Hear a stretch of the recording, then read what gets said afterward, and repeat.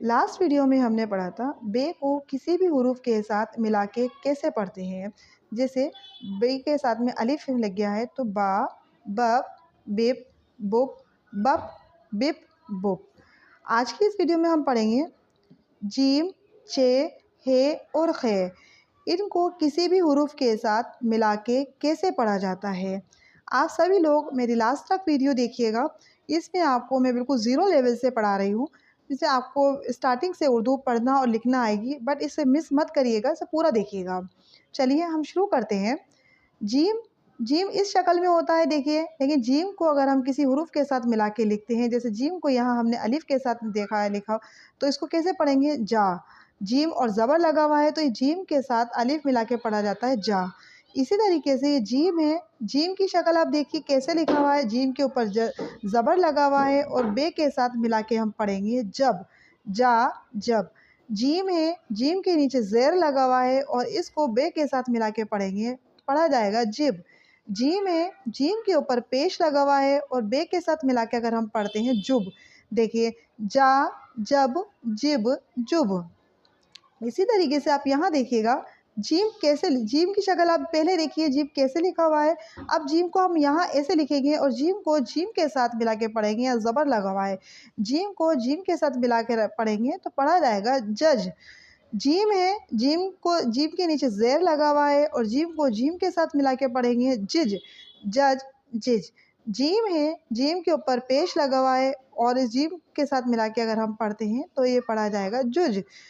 Gym है, gym के पर ज़बर लगा हुआ है और दाल के साथ मिला के हम पढ़ेंगे जद। हम पढ़ रहे हैं जीम, छे, हे और खे को किसी भी हुरूफ के साथ मिला के कैसे पढ़ा जाता है, वो हम सीख रहे हैं आज।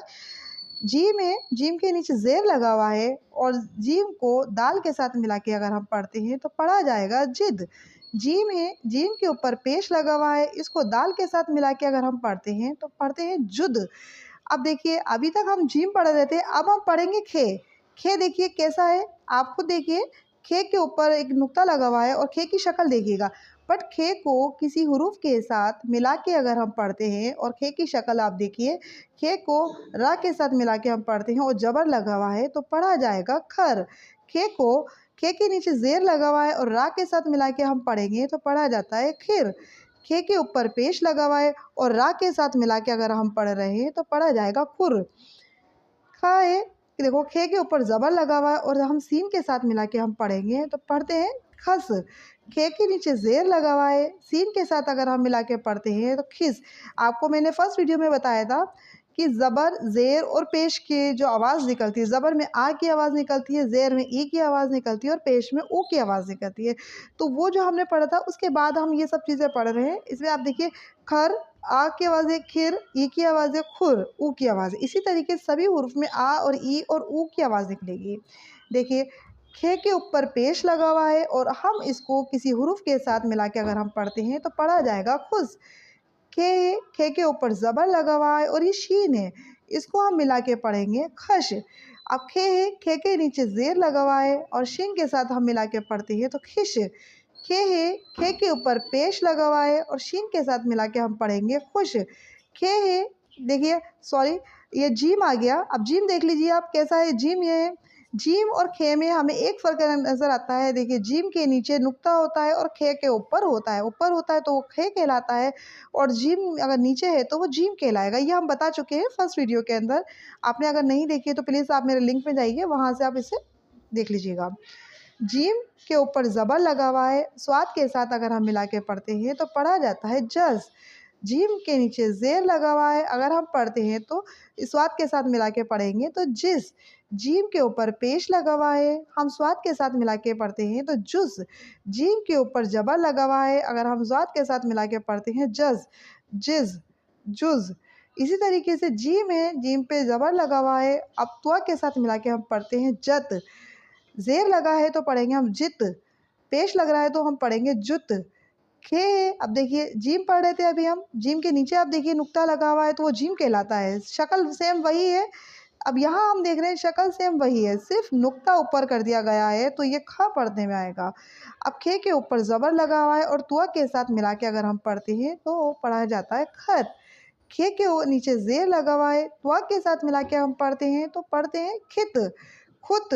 अब देखिए जीम है, जीम के साथ आइन को अगर हम पढ़ते हैं, ज़बर लगा हुआ है जीम के ऊपर तो जा, जीम के नीचे जेर लगा है तो पढ़ेंगे जे, आइन की आवाज़ निकलेगी। जीम के ऊपर पेश लगा हुआ है और आइन के साथ मिला के हम पढ़ते हैं तो जो। इसी तरीके से जीम है, जीम पे ऊपर ज़बर लगा हुआ है और फे के साथ मिला के अगर हम पढ़ते हैं तो जफ, जेर लगा है तो पढ़ेंगे जिफ, पेश लग रहा है तो हम पढ़ेंगे जुफ। अब देखिए जीम है, जीम को काफ के साथ मिला के अगर हम पढ़ते हैं और ज़बर लगा हुआ है जीम के ऊपर तो पढ़ा जाता है जक, जेर लग रहा है तो हम पढ़ेंगे जिक, पेश लग रहा है तो हम पढ़ेंगे जुक। अब देखिए चे, आप शक्ल देखिए चे में, इसकी शक्ल देखिए और ये देखिए चे कैसा है। चे इस तरीके से होता है, बट किसी हुरूफ के साथ मिला के अगर हम पढ़ते हैं या लिखते हैं तो वो इस शक्ल में हो जाता है। तो आप प्लीज़ इसे समझिए। चे के ऊपर ज़बर लगा हुआ है, काफ के साथ मिला के हम पढ़ेंगे चक, चे के नीचे जेर लगा हुआ है, काफ के साथ अगर हम मिला के पढ़ते हैं तो छिक, चे के ऊपर पेश लगा हुआ है, अगर हम काफ के साथ मिला के पढ़ते हैं तो चुक, चे के ऊपर ज़बर लगा हुआ है और लाम के साथ मिला के अगर हम पढ़ते हैं तो चल, चे के नीचे जेर लगा हुआ है, लाम के साथ मिला के हम पढ़ते हैं चिल, पेश लगा हुआ है तो हम पढ़ेंगे चुल। अब इसी तरीके से अब खा आ गया, खा देखिए, यहाँ देखिए खा हमने पढ़ा था, ये वाला हमने खा पढ़ा था, ये भी वही खा है। इसी शक्ल में और इस शक्ल में चेंजेस हैं। अगर हम किसी हुरूफ के साथ मिला के लिखते हैं तो ऐसी और ऐसी शक्ल बनती है इसकी। खा को मीम के साथ मिला के अगर हम पढ़ते हैं और ज़बर लगा हुआ है खा में तो पढ़ेंगे हम खम, खा के नीचे जेर लगा हुआ है, मीम के साथ मिला के हम पढ़ेंगे खिम, पेश लग रहा है तो हम पढ़ेंगे खुम। इसी तरीके से खा के ऊपर ज़बर लगा हुआ है और नून के साथ मिला के हम पढ़ते हैं खन, खा के नीचे जेर लगा हुआ है और नून के साथ मिला के हम पढ़ते हैं खिन, खा के ऊपर पेश लग रहा है और नून के साथ अगर हम मिला के पढ़ते हैं खुन। जीम है, जीम पे ज़बर लगा हुआ है और हा के साथ मिला के हम पढ़ेंगे जाह, ज़ेर है तो जी, पेश है तो जू। देखिए हमें यहाँ इस बात का ध्यान रखना है कि ये हुरूफ हम पहचान चुके हैं और पढ़ रहे हैं हम, और हमने इससे पहले की वीडियो में भी पढ़ा था कि हुरूफ को पहचानते हम कैसे हैं। अब आप बीच बीच में से आपको याद होना चाहिए कि अगर आप ये पढ़ रहे हैं तो ये पढ़ा जाएगा खित, सॉरी जित, ये पढ़ते हैं खत। इसी तरीके से इसको पढ़ा जाएगा जब, जिब, जुब, जज, जिज, जुज। अलग अलग हुरूफ को पढ़िए आप, चल, चिल, चुल, इसी तरीके को जह, जी, जू। आपको बीच बीच में से हुरूफ पढ़ के देखिए कि आपको समझ में आया है या नहीं। आप इसको 2-3 बार पढ़िए, समझने की कोशिश कीजिए, अपने ज़हन में इसको बिठाइए, अपने दिमाग में इसको फिट कर लीजिए कि हुरूफ की शक्ल कैसी है और किस तरीके से करने से हम कौन सा हुरूफ बनता है और किस तरीके से पढ़ा जाता है। चलिए हम एक बार और पढ़ लेते हैं। जीम को अलिफ के साथ पढ़ा जाता है जा, जब, जिब, जुब, जज, जिज, जुज, जद, जिद, जुद। खर, खिर, खुर, खस, खिस, खुश। आप सब लोग मेरे साथ पढ़िए। खश, खिश, खुश, जस, जिस, जुस, जस, जिज, जुज। अब देखिए, अब इसको हम पढ़ेंगे जत, जित, जुत, खत, खित, खुद, जा, जी, जी, जो, जफ, जिफ, जुफ, जक, जिक, जुक, चक, चिक, चुक, चल, चिल, चुल, खम, खिम, खुम, खन, खिन, खुन, जह, जिह, जू।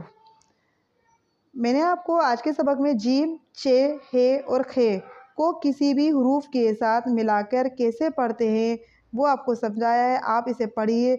इसमें आपको जीम, चे, हे और खे की सभी शक्ल चेंजेस नज़र आई हैं लिखने में, और पढ़ने में इन सब की आवाज़ें अलग निकली हैं। किसी भी हुरूफ के साथ मिला के कैसे पढ़ा जाता है। चलिए आज के लिए इतना ही काफ़ी है। आप इसको अच्छे से पढ़िए। अगर आपके इसमें कोई डाउट्स होते हैं तो आप मुझे प्लीज़ कमेंट बॉक्स में लिखिएगा, मैं आपका इसका आंसर ज़रूर रिप्लाई करूँगी। अल्लाह हाफिज़।